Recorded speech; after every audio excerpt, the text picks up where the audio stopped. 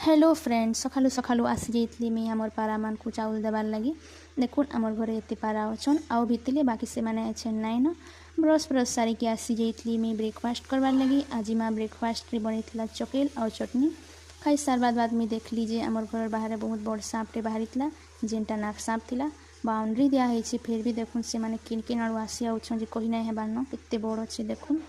तारपरे मुई आज लंच रे खाइतली भात डाली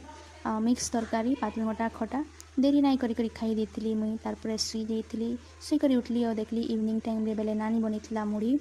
जेनटा कि बहुत भल लगुला तारपरे खाई सारली और मुई गली छत ने देखली बेले रेनबो थिला टिके टिके न दिसुला बेसी भी नाई दिसते मत तो भल लगला रेनबो देखली जे तारपरे आज मुई डिनर रे खाइतली पूरी आउ आलू चना तरकारी आपण मानकु मोर वीडियोटा केनता लागला जी कहबे मोर वीडियो जदि भल लागला बेले लाइक टे करबे चैनल रे नुआ अछन बेले मोर चैनल के सब्सक्राइब करबे देखा हेमा नेक्स्ट वीडियो रे बाय।